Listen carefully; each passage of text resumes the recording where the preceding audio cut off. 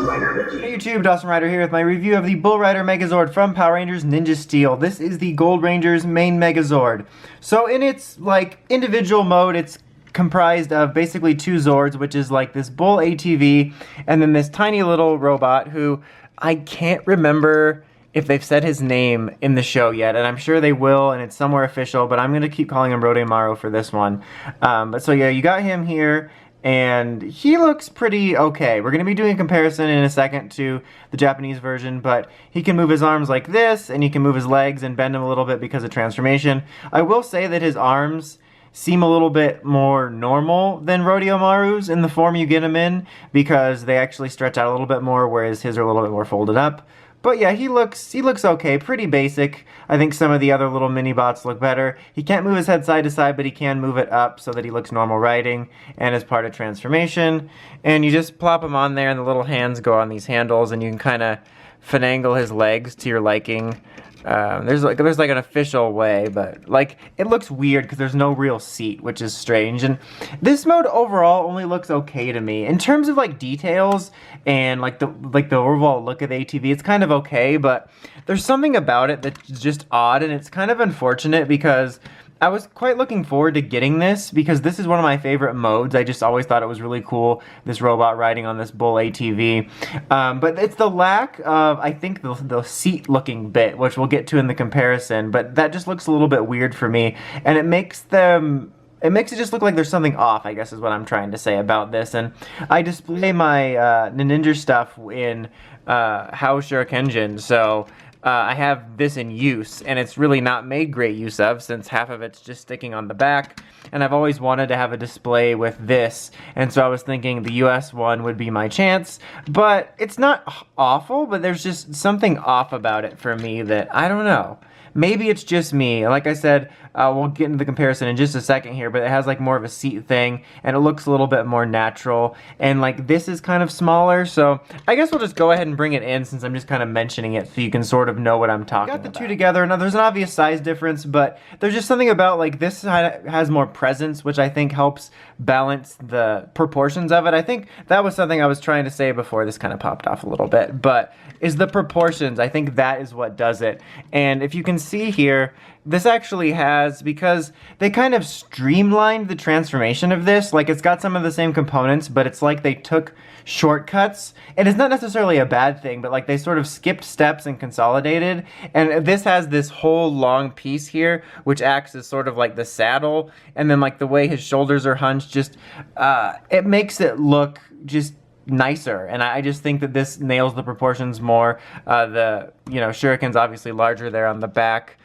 This is totally popping off, but let's just show the side-by-side comparison of these two real quick before we go. I like how I made that brighten and then it instantly faded. So yeah, they're actually pretty similar in detail. There's little bits of better detail on this, but they're also pretty similar. And like I said, his arms just look a little bit more better and less hunched up because you can't really move these out of the hunched area. So he looks a smidge more natural, but you can also get that artisan figure if you're wanting that. All right, so now I'm going to get this guy out of the way for now so we can do its side here with Rodemaru just kind of flailing there. So we'll just set him aside for a second.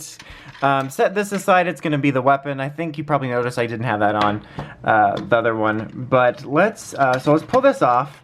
And this is kind of interesting because these pieces are exclusive to it, which is kind of weird. And then this piece here at the bottom, which is the little star, is going to be pretty easy to move out of the way. All right, so now here, flip these out like this. Oops. Do it simply. There we go. And then just fold them around here, and they're going to become the feet. And the transformation for Bison King is actually pretty much just as easy in terms of that. You basically just straighten it out. But there's differences in the fact that they made this smaller. It's not one long saddle piece. And so you take these and move them up, and they're actually, as you can see, the color of Rodemaru, and it's going to snap on the top just like before. But in Bison King, this actually worked pretty similar up here in the front, but you had this whole long piece, and it's interesting that they sort of incorporated pieces of him there, which is just, it's kind of weird. So you can still put him up there, obviously, and you can also go without him, because that's the way it is when you get it in the box. You can have him transformed without Rodeo Maru on there, and just kind of sit them on there. And we'll get to something else in a second. And then, oh yeah, the weapon, I was like trying to figure out what I wanted to do next. And then take this, and then set this right here. And you basically have your Bison King or your Bull Rider Megazord. And I think in Megazord mode, it actually looks pretty solid. In fact, there are aspects of it I do like a little bit better than Bison King because I think it looks a little sleeker, a little more streamlined. But that's also kind of a funny point because while I think this itself looks a little more streamlined, I think that Bison King's is probably a bit more accurate because I feel like I remember... I say that as if it's been a long time since I've seen it because Ninja Steel is airing right now, but I feel like as if its design in the show is a bit bulkier, just all around in this kind of area.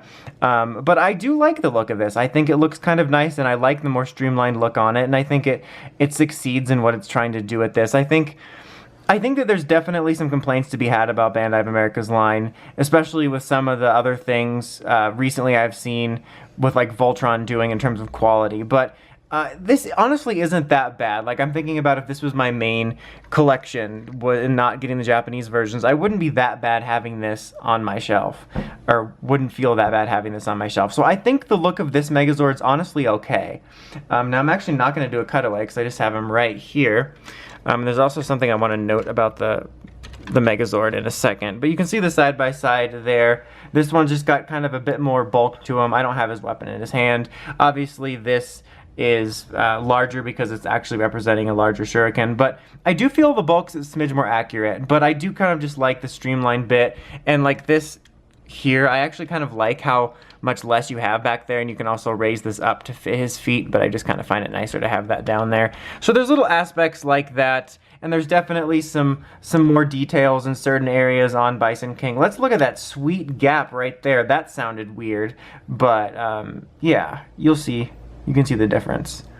And also I want to note, you'll see it in a second when I get the stuff ready for the combined mode, but there is a little like brace piece which is going to be used for stabilization in the Ultra formation that actually will snap back onto here for storage when you're not in Ultra formation, which is just kind of nice. Okay, so I'm going to get Bison King out of here, and we are going to do the combination with the Ninja Steel Megazord on his own again. So to prepare this, we're basically going to separate components of him, because basically it's just like adding on to the Ninja Steel Megazord. So take the arms off. We'll do that first. And just take this whole piece off. And I think the only other thing we need to do is remove the star for this, and I think these stay intact. I'm like 80% sure. We'll find out here in a few seconds. But so I'm gonna get these ready first. Super simple. Just pull the little fists out here and then fold these up so they're out of the way. I'm gonna set it on the right side so I know which side to put it in. So these are gonna kind of become like almost boxing gloves in a way. That's the way it feels when you slide them on, but they're gonna become part of the arms. So that's super easy. And then these are even easier. You just set them up and then fold them up, and they're going to become the classic slippers. And I feel like, no, I think that's good. Okay, let me do this. There we go. And yes, I think that is right. Okay, so are you Ninja Steel Megazord? So Ninja Steel Megazord, all you're going to want to do is basically take the arms off, set them aside, and take the helmet piece off. And then you're going to set the slippers on him. I'm going to do that first. And I apologize if it gets blurry for a second. This is kind of hard to do while also managing the camera. Oh yeah, there's a little detail I forgot to mention, and you're going to want to make sure this kind of goes upwards. It's kind of a slight shift. It's going to be kind of important to making sure that this docks in, which it's just kind of weird. And I might have it on the wrong foot after all of that nonsense. Nope, I got it. I'm pretty sure that's good. Or was it these on the inside? Oh, we got it right. I just wanted to check. I was looking at these and I kept thinking I saw them facing the inside for some reason. But yeah, just make sure this is like, it's like a slight adjustment, just enough so that you can get this attached. And sorry, like I said, if it gets blurry or if I get quiet for a second, it's just, these are kind of hard to do. And they're harder to do on this than on the Nininger version because it's not flimsier. It kind of is the right word, I guess, but it's less stable, especially since I don't have the stabilizer on there right now. and so it's a little bit harder to get it to hold. So there we go. Okay, so now I'm going to show off that stabilizer piece. There it is. This is the piece that would go on back of Rodeo Maru, and it just kind of snaps in right back here. And it kind of just stabilizes the flimsy legs. Especially my Ninja Steel Megazord legs are really flimsy. The one on the Rumble Tusk and the UFO one actually aren't as bad, but they're really flimsy on my Ninja Steel, which is especially difficult for this. Okay, so set this piece right on top like that.